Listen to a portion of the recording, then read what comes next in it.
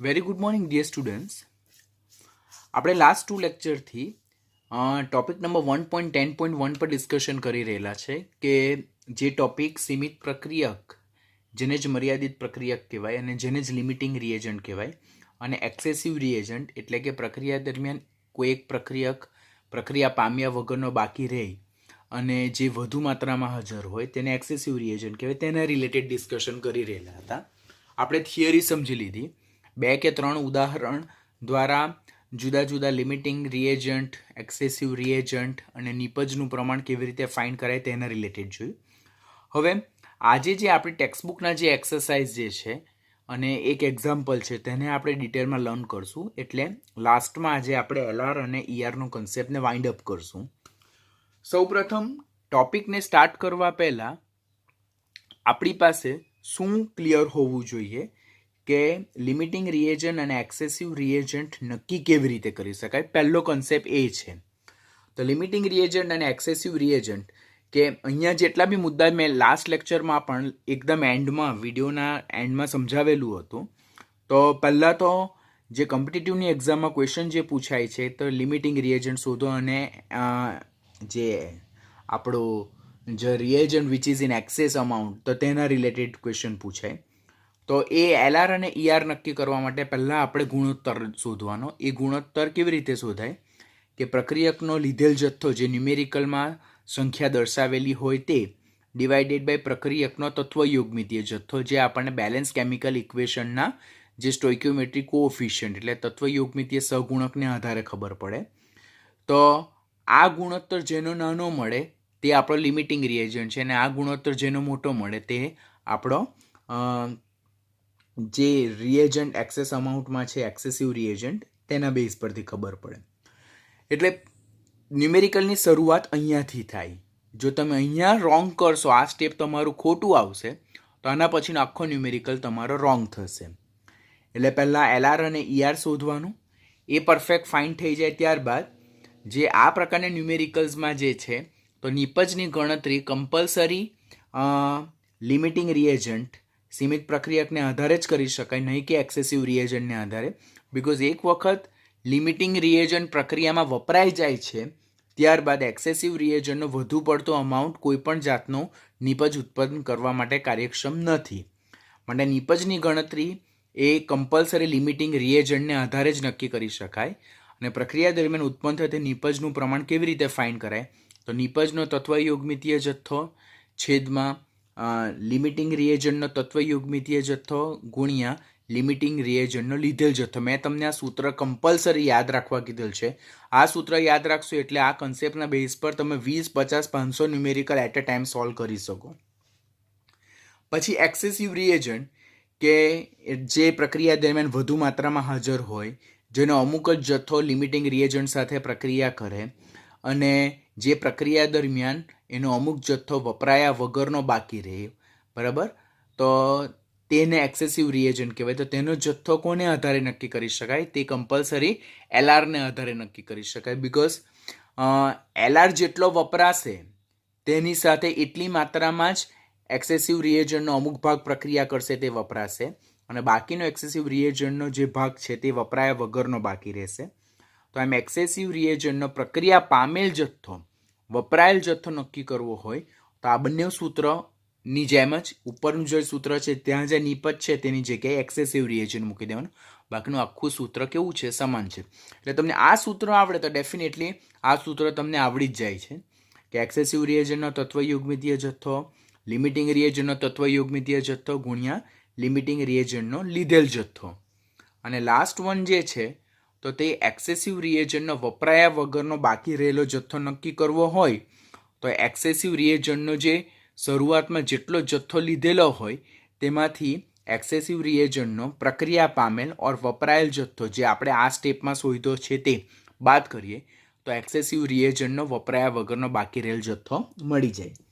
આમ આટલા જે 4 સૂત્રો છે તે સૂત્ર તમારે કમ્પલસરી પરફેક્ટ એકદમ ધ્યાન દઈને રેડી કરવાના. બિકોઝ આ સૂત્રો જો તમને આવડી જશે તો લિમિટિંગ રિએજન્ટ અને એક્સેસિવ રિએજન્ટના બેઝના જે ન્યુમેરિકલ્સ જે છે તો તે બધા તમને આવડશે. And guys be very careful.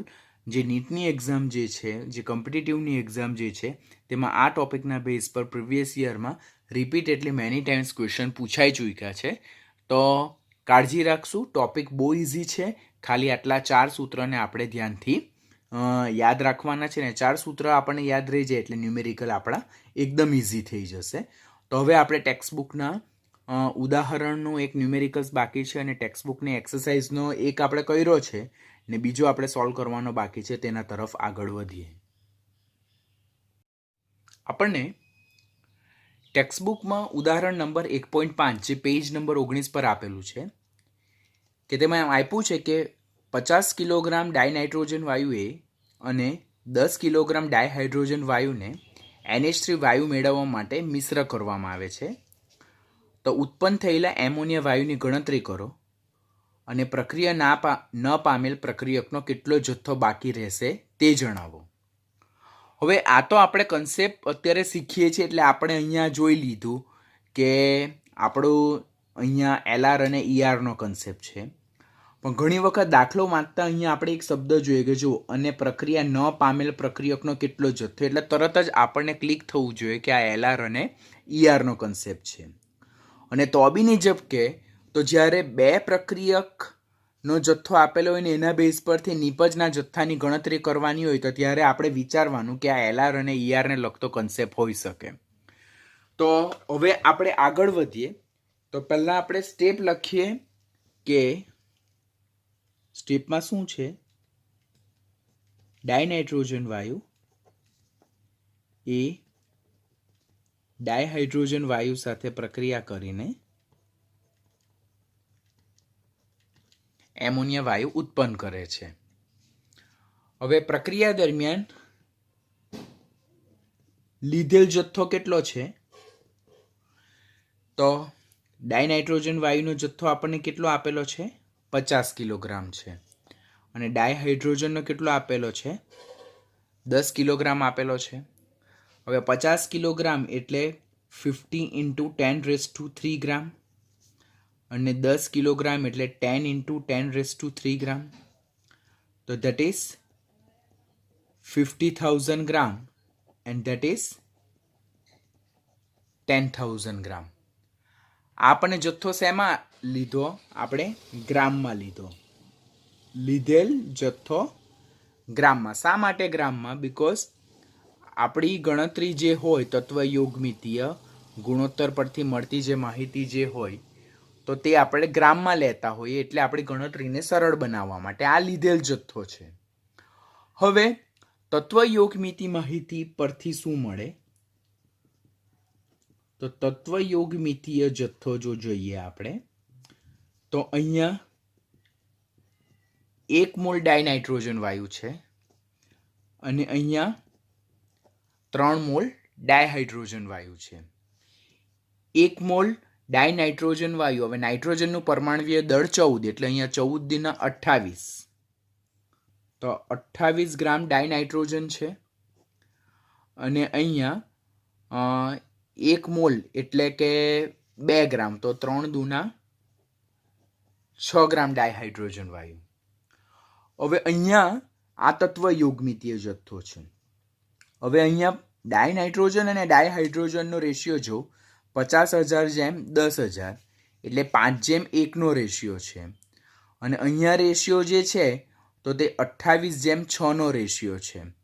એટલે આ રેશિયો અને આ રેશિયો એટલે કે લીધેલ જથ્થામાં નાઇટ્રોજન અને હાઇડ્રોજનનો ગુણોત્તર અને તત્વયોગમિતીય ગુણોત્તર પ્રમાણે 28:6 ગુણોત્તર તો તે ઇક્વલ નથી. માટે અહીંયા કયો કન્સેપ્ટ એપ્લાય કરવાનો થાય? આપણે LR અને ERનો કન્સેપ્ટ એપ્લાય કરવાનો થાય. પહેલું સ્ટેપ તમારું આ હશે કે why we are applying LR and ER concept. તો અહીંયા લીધેલ જથ્થા પ્રમાણે પ્રક્રિયકોનો ગુણોત્તર અને તત્વયોગમિતીય જથ્થા પ્રમાણે પ્રક્રિયકોનો ગુણોત્તર સમાન આવતો નથી. પરિણામે આ કયા બેઝનો ન્યુમેરિકલ છે?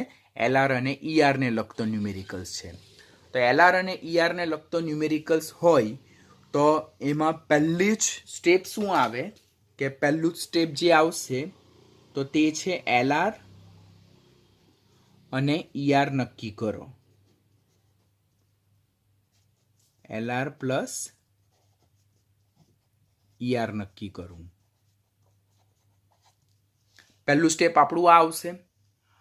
હવે LR અને ER નક્કી કરવા માટે આપણે શું કરવું પડે?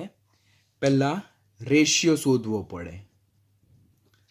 રેશિયો જેને કહેવામાં આવે ગુણોત્તર. એ ગુણોત્તર શું છે આપણો? કે એ ગુણોત્તર પ્રમાણે પ્રક્રિયકનો લીધેલ જથ્થો છેદમાં પ્રક્રિયકનો તત્વયોગમિતીય જથ્થોનો આપણે ગુણોત્તર શોધવાનો થાય. હવે અહીંયા જે છે તો ડાયનાઇટ્રોજન વિશેની વાત કરીએ તો ડાયનાઇટ્રોજનનો લીધેલ જથ્થો કેટલો છે? તો 50,000. આ એનો લીધેલ જથ્થો છે અને એનો તત્વયોગમિતીય જથ્થો કેટલો છે? તો દેટ ઇઝ 28 ગ્રામ. આમ 50,000 ભાગ્યા 28 કરવામાં જો આવે તો આપણને 1785.7 મળે. હવે તેવો સેમ રેશિયો જે પ્રક્રિયકનો લીધેલ જથ્થો ડિવાઇડેડ બાય તત્વયોગમિતીય જથ્થો જે છે તો તે આપણે ડાયહાઇડ્રોજન માટે શોધવો પડે. ડાયહાઇડ્રોજનનો લીધેલ જથ્થો કેટલો છે? 10,000. ખાસ કાળજી રાખજો, ગણતરીમાં કોઈ એક જગ્યાએ જો પ્લસ માઇનસ કરી નાખ્યું તો ડેફિનેટલી તમારો આન્સર કેવો મળશે? ખોટો મળશે.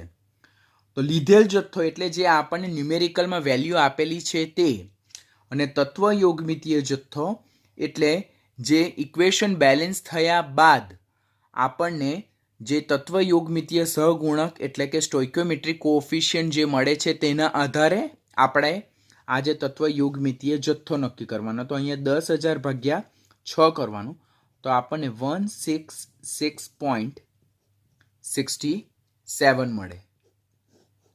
તો આમ સ્ટેપ નંબર 1માં આપણે પ્રક્રિયક જે પ્રક્રિયામાં બંને પ્રક્રિયકો ભાગ લે છે તેના માટે આ રેશિયો શોધ્યો. હવે બીજી વસ્તુ તમને જે ખાસ મારે કહેવાની હોય છે તે કે અહીંયા પ્રક્રિયકનો જે જથ્થો ન્યુમેરિકલમાં આપેલો હોય, જો ગ્રામમાં આપ્યો તો તત્વયોગમિતીય જથ્થાને ગ્રામમાં કન્વર્ટ કરો. જો અહીંયા મોલમાં આપેલો હોય લીધેલ જથ્થો તો તત્વયોગમિતીય જથ્થાને મોલમાં જ લેવું. જો અહીંયા આપણને લીધેલ માહિતી કદમાં આપેલી હોય તો તત્વયોગમિતીય જે સ્ટોઇકિયોમેટ્રિક કોએફિશિયન્ટ જે છે તો તે STP એ 22.4 લીટરના સંદર્ભમાં લખવાની. જો અહીંયા માહિતી અણુના સંદર્ભમાં આપેલી હોય તો તત્વયોગમિતીય જથ્થો અણુના સંદર્ભમાં લખવાનો. પછી તમે અહીંયા ગ્રામમાં લેશો અને અહીંયા તત્વયોગમિતીય જથ્થો 1 મોલમાં લઈને જો ન્યુમેરિકલ સોલ્વ કરવા જશો તો આખો ન્યુમેરિકલ તમારો રોંગ આવશે. તો that's a very important step. B very careful. લીધેલ માહિતી આપણને જેના સંદર્ભમાં આપેલી હોય તત્વયોગમિતીય જથ્થો તેના સંદર્ભમાં જ લેવાનો છે.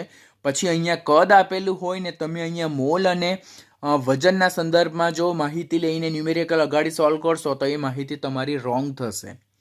તો લીધેલ જથ્થો અને તત્વયોગમિતીય જથ્થો એ સેમ હોવો જોઈએ. જો આ મોલમાં તો આ મોલમાં, જો આ કદમાં તો આ STP એ કદમાં, જો આ વજનમાં ગ્રામમાં તો આ ગ્રામમાં. હવે આ કિલોગ્રામમાં હોય ને આ ગ્રામમાં લેશો તો બી આન્સર રોંગ આવશે. પછી આ અણુની સંખ્યાના સંદર્ભમાં તો આ તત્વયોગમિતીય જથ્થો પણ અણુની સંખ્યાના સંદર્ભમાં કરવાનું રહેશે. એટલે આ બંને માહિતી એક જ સરખા યુનિટમાં ઓર એક જ સરખા એકમના સંદર્ભમાં આપણે ચેક કરવાની રહેશે. તો સ્ટેપ નંબર 1માં LR નક્કી કરવા માટે આ રેશિયો બંને પ્રક્રિયક માટે ફાઇન કર્યો આપણે. હવે તેમાં જોઈએ તો આ રેશિયો જે છે તો તે આપણને કેવો મળે છે? તો આ રેશિયો આપણો નાનો છે અને આ રેશિયો આપણો જે મોટો છે. તો જ્યારે LR અને ERમાં મળતો રેશિયો આ જે ગુણોત્તર જેના માટે નાનો મળે તો તે આપણે શું બની જાય? Excessive reagent. અને એક્સેસિવ રિએજન્ટને જ આપણે શું કહીએ છીએ? સીમિત પ્રક્રિયક. ઓર એને જ આપણે શું કહીએ છીએ? મર્યાદિત પ્રક્રિયક. અને જેના માટે આ રેશિયો મોટો મળે તો તે એક્સેસિવ રિએજન્ટ નહીં, અને જે રેશિયો મળે તેને લિમિટિંગ રિએજન્ટ કહેવાય, જેને સીમિત પ્રક્રિયક ઓર મર્યાદિત પ્રક્રિયક કહેવાય. જેના માટે આ રેશિયો મોટો મળે તો તે આપણો શું છે? Excessive reagent. એક્સેસિવ રિએજન્ટ એટલે પ્રક્રિયા દરમિયાન આ જે પ્રક્રિયક જે છે તેનો જથ્થો આપણને વધારે માત્રામાં હશે અને આનો અમુક ભાગ જે છે તો વપરાયા વગરનો બાકી રહેશે. તો એલઆર અને ઈઆરના કન્સેપ્ટમાં પહેલું ક્રુશિયલ સ્ટેપ કયો એલઆર છે અને કયો ઈઆર છે. જો એલઆર અને ઈઆર જો સાચો ફાઇન્ડ થઈ ગયો તો ત્યારબાદની ગણતરીમાં તો just you need to put the formula, you need to put the value and you need to find the answer. That's it. તો એલઆર અને ઈઆરના સંદર્ભમાં પહેલાં તો ઈચ એન્ડ એવરી સ્ટેપને ખૂબ જ બારીકથી ચોકસાઈપૂર્વક કરતા જવાનું, બિકોઝ એક સ્ટેપમાં જો નાની સરખી ભૂલ થઈ તો આખો ન્યુમેરિકલ તમારો રોંગ થશે. તો પહેલાં આપણે એલઆર અને ઈઆર શોધ્યો. તેમાં ડાયહાઇડ્રોજન જે છે તો તે આપણો લિમિટિંગ રિએજન્ટ છે, બિકોઝ એના માટે આ ગુણોત્તર નાનો છે. અને ડાયનાઇટ્રોજન જે છે તો તે આપણો એક્સેસિવ રિએજન્ટ છે, બિકોઝ એના માટે આ ગુણોત્તર મોટો છે. હવે સ્ટેપ નંબર 2. તો સ્ટેપ નંબર 2માં નિપજની ગણતરી કરવાની. નિપજની ગણતરી કરો ત્યારે હંમેશા સાથે લખતા જ જવાનું. કોને આધારે? તો લિમિટિંગ રિએજન્ટને આધારે નિપજની ગણતરી કરવી. તો આપણું સેકન્ડ કેલ્ક્યુલેશન છે. બધા દાખલામાં આ પ્રકારના કન્સેપ્ટ જ પૂછાય છે. તો જ્યારે લિમિટિંગ રિએજન્ટનો કન્સેપ્ટ એપ્લાય કરીએ ત્યારે નિપજનો જથ્થો ફાઇન્ડ કરવો હોય તો હું તો ડાયરેક્ટલી ઇક્વેશન જ પુટ કરું છું કે નિપજનો તત્વયુગ્મિતીય જથ્થો છેદમાં લિમિટિંગ રિએજન્ટનો તત્વયુગ્મિતીય જથ્થો અને ગુણ્યા લિમિટિંગ રિએજન્ટનો લીધેલ જથ્થો. આટલું કરશો એટલે ડેફિનેટલી ન્યુમેરિકલ તમારો એકદમ જ ઇઝી થઈ જશે. હવે નિપજ જે છે તો તેનો તત્વયુગ્મિતીય જથ્થો આપણે જોયું તો અહીંયા આપણને 2 મોલ એમોનિયા પ્રોડ્યુસ થતું હતું. તો 2 મોલ એમોનિયા પ્રોડ્યુસ થાય તો એમોનિયાનો 1 મોલનો આણ્વીય દળ 17 ગ્રામ છે. તો 2 મોલ પ્રોડ્યુસ થાય તો 17 દુના 34 ગ્રામ. પછી લિમિટિંગ રિએજન્ટનો તત્વયુગ્મિતીય જથ્થો, તો અહીંયા લિમિટિંગ રિએજન્ટ હાઇડ્રોજન હતું. તમારે રકમ સાથે રાખવાની. આપણે જોઈએ તો આ રીતે હું સાઈડમાં લખી જ દઉં છું કે N2 + 3H2 gives 2NH3. તો આ આપણો એક્સેસિવ રિએજન્ટ છે, આપણો લિમિટિંગ રિએજન્ટ છે. તો આનું 2 × 17 એટલે 34 ગ્રામ તત્વયુગ્મિતીય જથ્થો અને આનું 3 × 2 એટલે આનો 6 ગ્રામ. તો નિપજનો તત્વયુગ્મિતીય જથ્થો કેટલો છે? 34 ગ્રામ. પછી લિમિટિંગ રિએજન્ટનો તત્વયુગ્મિતીય જથ્થો કેટલો છે? 6 ગ્રામ. અને લિમિટિંગ રિએજન્ટનો લીધેલ જથ્થો કેટલો હતો? 10,000. તો આમ જો કરવામાં આવે તો આપણને કેલ્ક્યુલેશન જોઉં હું તો 56,666.67 ગ્રામ મળે. અને આને જો હું કિલોગ્રામમાં લખું તો 56.67 કિલોગ્રામ પણ હું રાઇટ કરી શકું છું. તો this is my step number 2 કે લિમિટિંગ રિએજન્ટને આધારે નિપજની ગણતરી કરવી. હવે કોઈક બાય મિસ્ટેક કોઈક આ સૂત્ર ભૂલી જાય છે. આ સૂત્ર ભૂલી બી જાય, ઓલવેઝ યાદ રહે એવું જરૂરી નથી. તો ત્યારે આપણે સ્ટોઇકિયોમેટ્રી માહિતી પ્રમાણે આગળ વધવાનું. તે પણ એકદમ ઇઝી છે. તો તે પણ હું તમને સમજાવી દઉં કે જો સપોઝ આ સૂત્ર આપણે ભૂલી ગઈએ તો શું થાય. તો આપણને પહેલાં એટલું તો યાદ રહેવું છે કે જ્યારે સીમિત પ્રક્રિયકનો કન્સેપ્ટ હોય ત્યારે બનતી નિપજ જે છે તો તે ટોટલી કોના પર ડિપેન્ડન્ટ છે? એલઆરના પર જ ડિપેન્ડન્ટ છે. બિકોઝ એક વખત એલઆર જો સંપૂર્ણપણે વપરાઈ જાય તો ઈઆરનો જથ્થો નિપજ પ્રોડ્યુસ કરવા માટે સક્ષમ નથી. એટલે જ્યાં સુધી પ્રક્રિયામાં એલઆરનો જથ્થો હાજર છે ત્યાં સુધી એમોનિયા પ્રોડ્યુસ થશે. એક વખત એલઆર વપરાઈ ગયો ત્યાર પછી હવે એમોનિયા પ્રોડ્યુસ થશે નહીં. એટલે એમોનિયાના ઉત્પાદન માટે અહીંયા ડાયહાઇડ્રોજન ક્રુશિયલ રોલ ભજવે, બિકોઝ એ લિમિટિંગ રિએજન્ટ છે. તો હવે આપણે જોઈએ કે અહીંયા આપણે શું કીધું? નિપજનો જથ્થો કીધો છે. તો હું કહું કે 6 ગ્રામ ડાયહાઇડ્રોજન વપરાય ત્યારે 34 ગ્રામ એમોનિયા ઉત્પન્ન થાય છે. 6 ગ્રામ ડાયહાઇડ્રોજન દીઠ 34 ગ્રામ એમોનિયા પ્રોડ્યુસ થાય. તો આપણે કેટલા ગ્રામ હાઇડ્રોજન લીધેલો છે?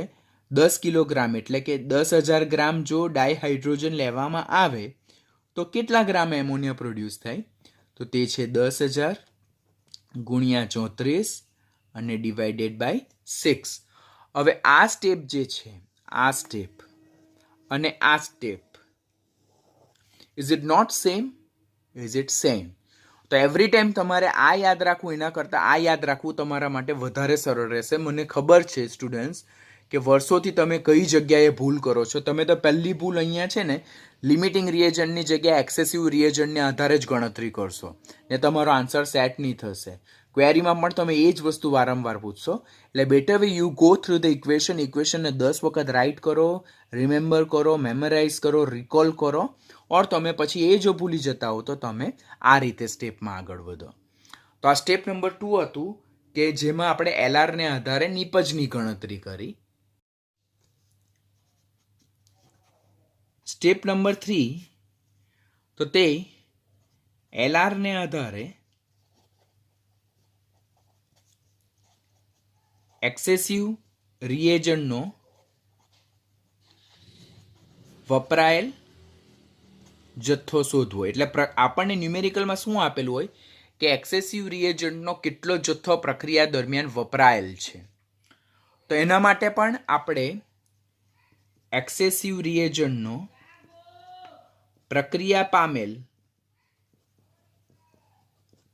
ઓર વપરાયેલ જથ્થો જો શોધવો હોય, મેં તમને લાસ્ટમાં જ કીધેલું છે કે આ જે સૂત્ર જે છે, આ સૂત્ર જે છે, તો તેમાં જ્યાં અહીંયા નિપજ લખેલું છે, જ્યાં ન્યુમેરિકલમાં નિપજ લખેલું છે, તો એની જગ્યાએ આપણે શું મૂકી દેવાનું? એક્સેસિવ રિએજન્ટ મૂકી દેવાનું. બાકીનું આખું સૂત્ર તમારું કેવું થઈ જશે? સેમ થઈ જશે. તો એક્સેસિવ રિએજન્ટનો તત્વયોગમિતીય જથ્થો છેદમાં એલઆરનો તત્વયોગમિતીય જથ્થો અને ગુણ્યા એલઆરનો લીધેલ જથ્થો. હવે એક્સેસિવ રિએજન્ટનો તત્વયોગમિતીય જથ્થો, તો અહીંયા જો તો એક્સેસિવ રિએજન્ટ અહીંયા ડાયનાઇટ્રોજન છે. તો ડાયનાઇટ્રોજન એટલે નાઇટ્રોજનનું પરમાણુય દળ 14, તો 2 ગુણ્યા 14 એટલે 28 ગ્રામ. તો અહીંયા 28 ગ્રામ એક્સેસિવ રિએજન્ટ છે. એલઆરનો તત્વયોગમિતીય જથ્થો, તો અહીંયા એલઆરનો તત્વયોગમિતીય જથ્થો 6 ગ્રામ છે.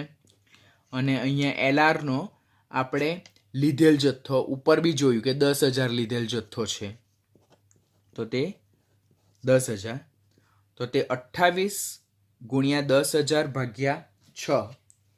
Make me calculate.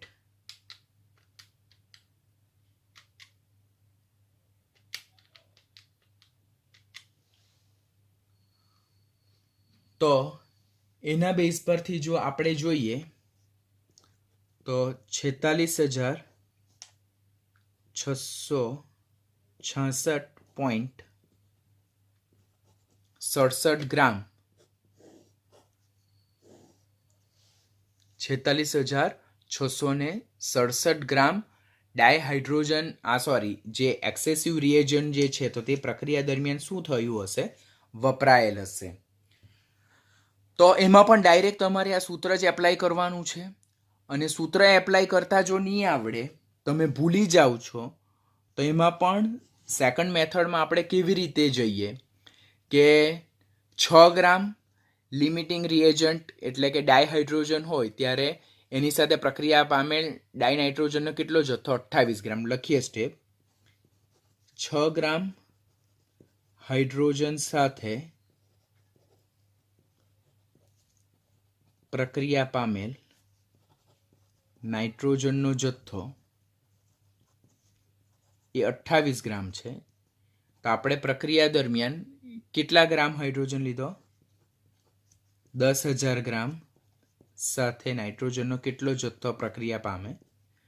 તો તે 10,000 ગુણ્યા 28 ડિવાઇડેડ બાય 6. હવે આ સ્ટેપ જે છે આ સ્ટેપ છે તો is it not same step? Yes, બંને સ્ટેપ સરખા છે. માટે ક્યાં તમે ઇક્વેશન થ્રુ જાઓ ક્યાં તમે આ સ્ટેપ દ્વારા જાઓ, બંનેમાં તમને આન્સર કેવો મળવાનો છે? એક સરખો આન્સર મળવાનો છે. આઈ પ્રિફરેબલી સજેસ્ટ યુ કે તમે ઇક્વેશન થ્રુ જાઓ, બિકોઝ ઇક્વેશન થ્રુ જાઓ તો બધા જ ન્યુમેરિકલમાં સેમનું સેમ કન્સેપ્ટ એપ્લાય કરવાનો થાય. તો તમારા માટે ન્યુમેરિકલમાં જે પરફેક્ટ આન્સરના ચાન્સીસ છે તે 100% વધી જશે. અને સ્ટેપ નંબર 4 જે ન્યુમેરિકલ્સમાં પૂછાય કે એક્સેસિવ રિએજન્ટનો વપરાયા વગરનો જથ્થો શોધવાનો. એટલે કોઈ એક પ્રક્રિયક કે જે વધુ માત્રામાં હોય તો તેનો કેટલો જથ્થો વપરાયા વગરનો બાકી રહે છે, તો તે આપણે કેવી રીતે ચેક કરી શકીએ? તો એક્સેસિવ રિએજન્ટનો જે એક્સેસિવ રિએજન્ટ છે લીધેલ કુલ જથ્થો માઇનસ એક્સેસિવ રિએજન્ટનો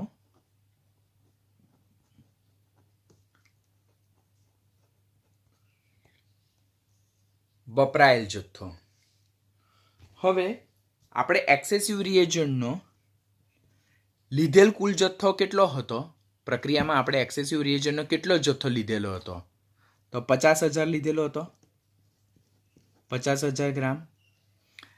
પ્રક્રિયા દરમિયાન એક્સેસિવ રિએજન્ટનો કેટલો જથ્થો વપરાયો? તો 46,666.67 ગ્રામ વપરાયો. હવે બીજું આન્સરને ટેલી કરવા માટે યાદ રાખવાનું કે જેટલો જથ્થો વપરાયો તે વેલ્યુ જે લીધેલ જથ્થો છે તેના કરતાં ડેફિનેટલી નાની આવી જોઈએ. એટલે અહીંયાથી તમને ખબર પડે કે I am going on a right track. તો 50,000 માઇનસ 46,600 માઇનસ 46,666.67 કરીએ તો આપણને 3,333.33 ગ્રામ જે છે તો આટલો જથ્થો એક્સેસિવ રિએજન્ટનો વપરાયા વગરનો બાકી રહે છે. તો એલઆર અને ઈઆરને લગતી આ જે ગણતરી છે તે ખૂબ જ ઇઝી છે. જસ્ટ પહેલા સ્ટેપમાં એલઆર અને ઈઆર શોધો રેશિયોને આધારે. એ રેશિયોમાં પ્રક્રિયકનો લીધેલ જથ્થો છેદમાં પ્રક્રિયકનો તત્વયોગમિતીય જથ્થો. બરાબર, ખૂબ જ ચીવટાઈથી તમારે ન્યુમેરિકલ સોલ્વ કરવાનો. પછી એલઆરને આધારે નિપજની ગણતરી કરવાની, એલઆરને આધારે એક્સેસિવ રિએજન્ટનો વપરાયેલ જથ્થો શોધવાનો અને પ્રક્રિયક એક્સેસિવ રિએજન્ટનો લીધેલ જથ્થામાંથી એ વપરાયેલ જથ્થો બાદ કરતાં એનો વપરાયા વગરનો જથ્થો શોધવાનો. તો કેલ્ક્યુલેશન ખૂબ જ ઇઝી થઈ જાય તમારી. હવે ક્વેશ્ચન નંબર 1.23 કે a plus B2 gives AB2 એટલે કે એનો એક પરમાણુ પ્રક્રિયક બીના એક અણુ સાથે, જો B2 છે એટલે બે બી પરમાણુ ભેગા થઈને એક પ્રક્રિયક બીનો અણુ બનાવે છે. એટલે પ્રક્રિયક એનો એક પરમાણુ પ્રક્રિયક બીના એક અણુ સાથે પ્રક્રિયા કરીને એક AB2 બનાવે છે, જે નિપજ છે આપણી. તો આ જે રાસાયણિક પ્રક્રિયા છે તેના માટે નીચેનામાંથી સીમિત પ્રક્રિયક એટલે લિમિટિંગ રિએજન્ટ શોધો. હવે તેમાં પહેલો કિસ્સો આપેલ છે કે એના કેટલા પરમાણુ લીધા છે? 300 પરમાણુ લીધા છે અને બીના 200 અણુ લીધા છે. કારણ કે અહીંયા એ પરમાણુ સ્વરૂપમાં છે, એકલો એટમ છે, અને બી અણુ સ્વરૂપમાં છે. તો લિમિટિંગ રિએજન્ટ માટે તો આપણે શું કરવાનું કે લિમિટિંગ રિએજન્ટ માટે તો પહેલાં આપણે શું લખવાનું? પ્રક્રિયા લખવાની કે A plus B2 gives AB2. હવે લીધેલ જથ્થો એના કેટલા પરમાણુ લીધા? આપણે 300 પરમાણુ લીધા. બીના કેટલા અણુ લીધા? 200 અણુ લીધા. આપણે ખાલી એલઆર અને ઈઆર જ શોધવાનું છે. ક્વેશ્ચનમાં એલઆર જ કીધું છે, આપણે ઈઆર પણ સાથે શોધશું. હવે તત્વયોગમિતીય જથ્થો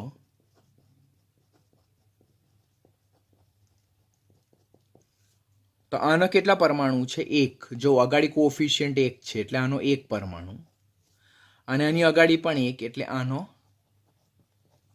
એક અણુ. એલઆર અને ઈઆર નક્કી કરવા માટે આપણે ગુણોત્તર શોધવાનું હોય, ખબર છે ને?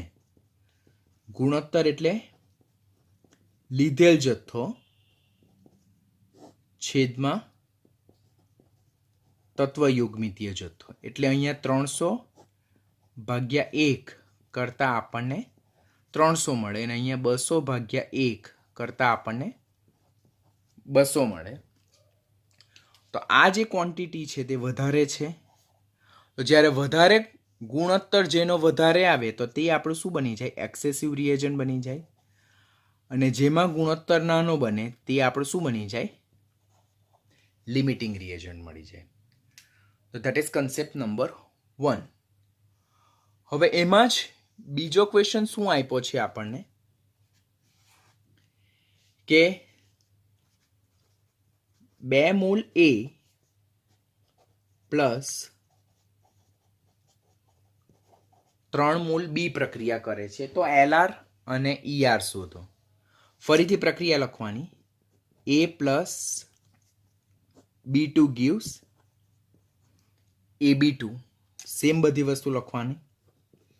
લીધેલ જથ્થો તો A ના કેટલા લીધા? 2 મોલ લીધા. B ના કેટલા લીધા? 3 મોલ લીધા. પછી તત્વયોગમિતીય જથ્થો કેટલો છે?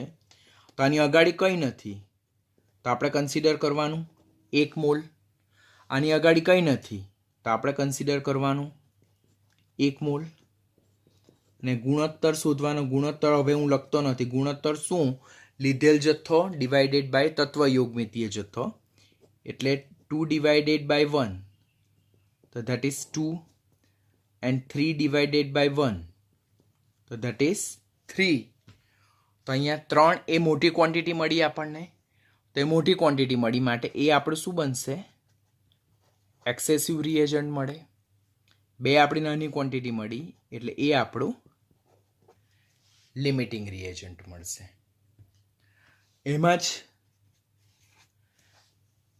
ત્રીજી વસ્તુ આપણને મેન્શન કરી છે, તેમાં પરમાણુ એના 100 પરમાણુ પ્લસ બીના 100 અણુ સાથે પ્રક્રિયા કરે છે. પાછી પ્રક્રિયા લખીએ. A plus B2 gives AB2. ખ્યાલ આવે છે ને સ્ટુડન્ટ્સ? લીધેલ જથ્થો આના 100 પરમાણુ, આના 100 અણુ. લખતા જવાનું 100 પરમાણુ અને 100 અણુ. ત્યારબાદ આનો તત્વયોગમિતીય જથ્થો આના 1 પરમાણુ, અગાડી કંઈ નથી એટલે 1 પરમાણુ અને આનો 1 અણુ સાથે પ્રક્રિયા કરે છે. હવે રેશિયો એટલે ગુણોત્તર જો આપણે શોધીએ તો લીધેલ જથ્થો ડિવાઇડેડ બાય તત્વયોગમિતીય જથ્થો તો 100/1 તો ધેટ ઇઝ 100. 100/1 તો ધેટ ઇઝ 100. એટલે અહીંયા બંને કિસ્સામાં રેશિયો આપણને કેવા મળે છે? સેમ મળે છે. માટે આપણે શું લખવાનું? બંને પ્રક્રિયકો માટે ગુણોત્તર સમાન હોવાથી અહીં LR ER કન્સેપ્ટ લાગુ પડતો નથી. કારણ કે આપણે જોયું ને કે જો ગુણોત્તર બંનેમાં સમાન મળી જાય તો અહીંયા LR અને ER નો કન્સેપ્ટ આપણે લાગુ પડી શકીએ નહીં. જ્યારે ગુણોત્તર વધતો ઓછો મળે તો જ LR અને ER નો કન્સેપ્ટ લાગુ પાડી શકીએ. એવી જ રીતે 5 મોલ A ની જ્યારે 2.5 મોલ B સાથે પ્રક્રિયા કરવામાં આવે તો ત્યારે કયું LR અને ER હશે? તો પહેલા પ્રક્રિયા લખ્યું A plus B2 gives AB2. લીધેલ જથ્થો પ્રક્રિયક એના કેટલા મોલ છે? 5 મોલ છે. પ્રક્રિયક બીના કેટલા મોલ લીધા? 2.5 મોલ. તત્વયુગ્મિતીય જથ્થો આનો 1 મોલ અને આના 1 મોલ સાથે પ્રક્રિયા કરે એટલે 1 મોલ. તો લીધેલ જથ્થો ડિવાઇડેડ બાય તત્વયુગ્મિતીય જથ્થોનો ગુણોત્તર તો 5 ડિવાઇડેડ બાય 1 તો ધેટ ઇઝ 5 અને 2.5 ડિવાઇડેડ બાય 1 તો ધેટ ઇઝ 2.5. તો આ રકમ કેવી છે? મોટી છે. તો એ ગુણોત્તર જેનો મોટો આવે તે એક્સેસિવ રિએજન્ટ, તે પ્રક્રિયા પામ્યા વગરનો બાકી રહેશે, અને જેનામાં આ ગુણોત્તર નાનો આવે તો તે લિમિટિંગ રિએજન્ટ, એટલે એ પ્રક્રિયા દરમિયાન સંપૂર્ણપણે વપરાઈ જશે. અને એ જ એક્સરસાઇઝમાં લાસ્ટ વન જે છે તો જેમાં 2.5 મોલ પ્રક્રિયક એ 5 મોલ પ્રક્રિયક બી સાથે પ્રક્રિયા કરે, તો પ્રક્રિયા સમીકરણ લખી દેવું. લીધેલ જથ્થો એનો 2.5 મોલ બીના 5 મોલ સાથે પ્રક્રિયા કરે. તત્વયુગ્મિતીય જથ્થો 1 મોલ, કારણ કે આનો 1 મોલ આના 1 મોલ સાથે પ્રક્રિયા કરે.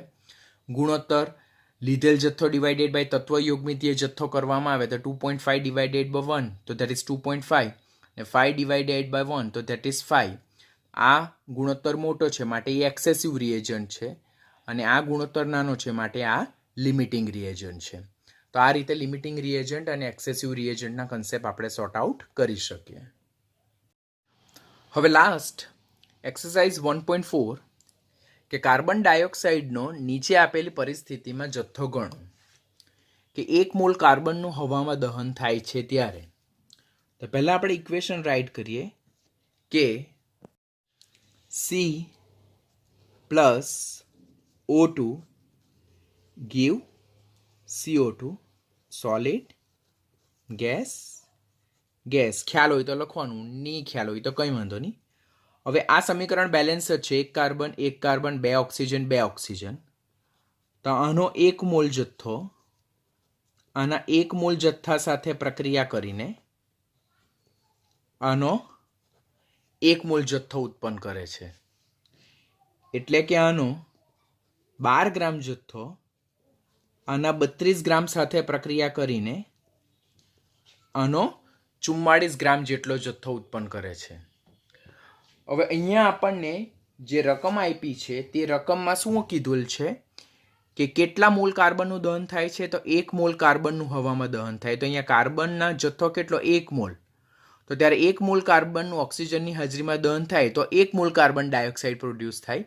માટે કાર્બન ડાયોક્સાઇડનો જથ્થો કેટલો પ્રોડ્યુસ થાય? 1 મોલ ઓર 44 ગ્રામ CO2 અહીંયા પ્રોડ્યુસ થશે. એ તો દેટ્સ વેરી ઇઝી, સ્ટોઇકિયોમેટ્રીના રિલેટેડ ક્વેશ્ચન છે. સેકન્ડ જે છે, 1 મોલ કાર્બનનું 16 ગ્રામ ડાયઓક્સિજનની હાજરીમાં દહન થાય. જ્યારે પ્રક્રિયા દરમિયાન 2 પ્રક્રિયકનું આપણને જથ્થો આપેલો હોય તો ત્યારે આપણે LR અને ER વિશે વિચારવાનું. તો જોઈએ તો C plus O2 give CO2. હવે આપેલ પ્રક્રિયામાં લીધેલ જથ્થો આપણને કેટલો છે? તો કાર્બનનો લીધેલ જથ્થો આપણને આપ્યો છે અહીંયા કેટલો? 1 મોલ. ધેટ ઇઝ 12 ગ્રામ. અહીંયા ઓક્સિજનનું વજન આપણને કેટલું આપેલ છે? 16 ગ્રામ આપેલું છે. હવે તત્વયોગમિતીય જથ્થો જો જોઈએ તો કાર્બનના 1 મોલ એટલે કે 12 ગ્રામ, ઓક્સિજનના 1 મોલ સાથે પ્રક્રિયા કરે એટલે કે 16 દુના 32 ગ્રામ જથ્થા સાથે પ્રક્રિયા કરે છે.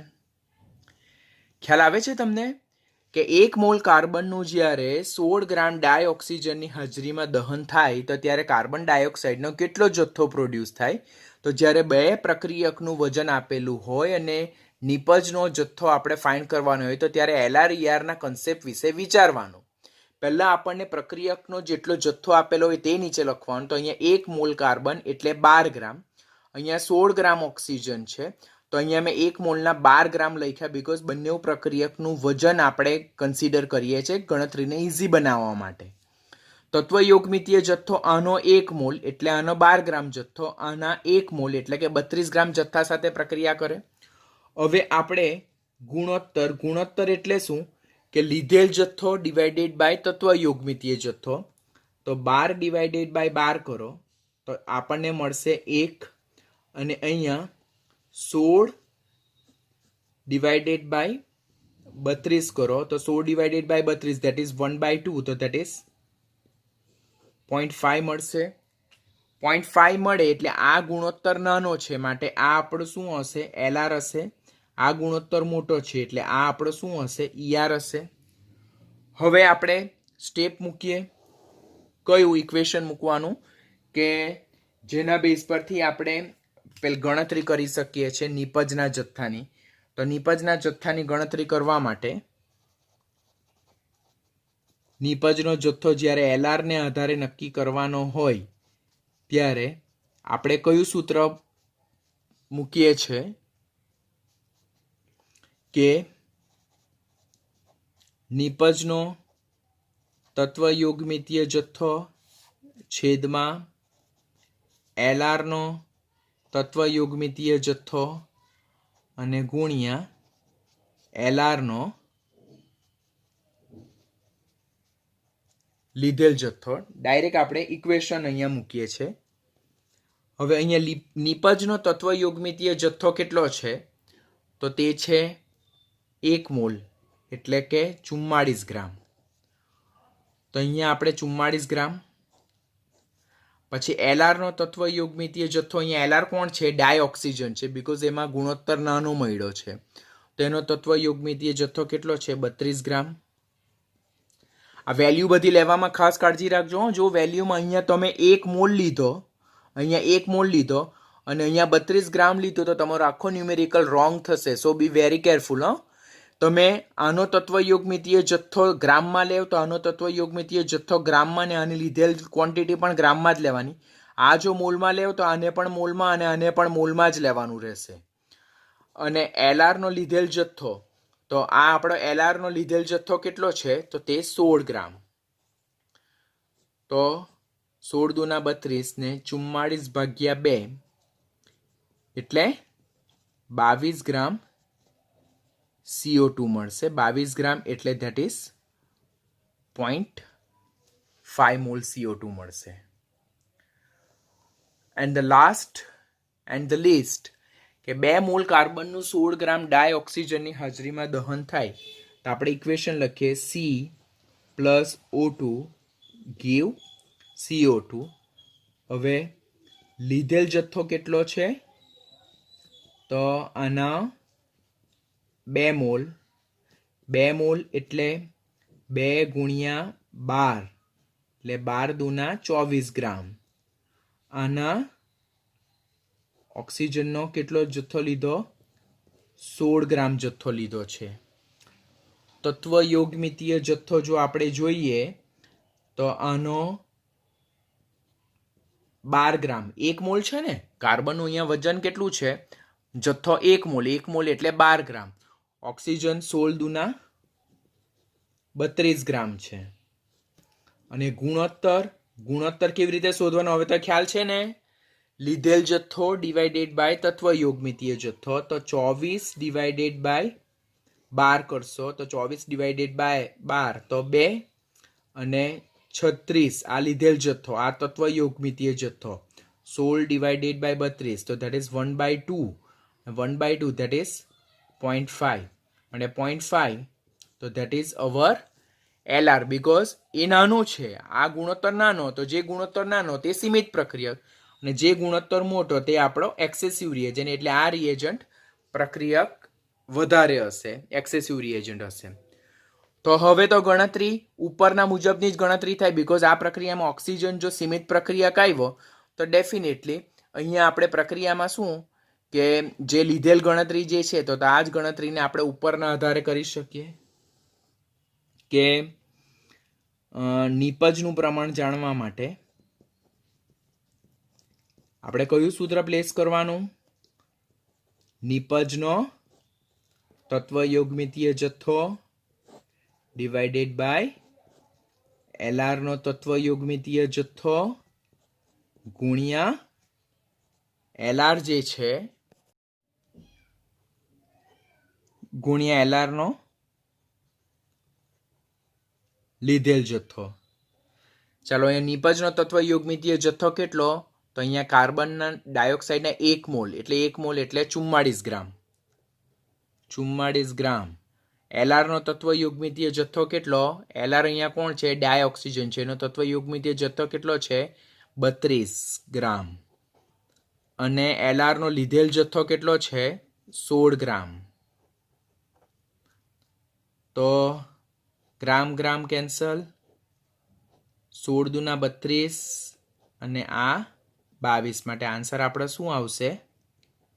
22 એટલે કે 0.5 મોલ CO2 આપણો પ્રોડ્યુસ થશે. તો આ રીતે એલઆર અને ઈઆરને લગતા આપણે ન્યુમેરિકલ સોલ્વ કર્યા, એક્સરસાઇઝ સોલ્વ કરી. આની સાથે આપણે એલઆર અને ઈઆરનો કન્સેપ્ટ સોલ્વ થઈ જાય છે. જે લોકો નીટ અને જેઈ પર ફોકસ કરે તેના માટે ખૂબ important concept. Those students who are not focusing on NEET and JEE, they are only focusing on board, એ લોકો આ કન્સેપ્ટ પર બહુ ધ્યાન નહીં આપે, એટલે ખાલી ટેક્સ્ટબુક પૂરતું મર્યાદિત રાખે તો ચાલે. અધરવાઇઝ બાકીના જે કોમ્પિટિટિવના પર ફોકસ કરતા સ્ટુડન્ટે ખાસ કાળજી રાખવાની, બિકોઝ ઇટ્સ એ ઇમ્પોર્ટન્ટ. આપ તમારી પાસે રેફરન્સ બુક હોય તેમાંથી પણ એલઆર અને ઈઆરને લગતા કન્સેપ્ટ સોલ્વ કરવાના અને એના પર ગ્રીપ મેળવી લેવાની. હવે નેક્સ્ટ ટાઈમથી આપણે નવો ટોપિક સ્ટાર્ટ કરશું, કોન્સન્ટ્રેશન, જે 12મા માટે પણ ખૂબ ઇમ્પોર્ટન્ટ ટોપિક છે. તો આની સાથે આજનો લેક્ચર આપણે ઓવર કરીએ.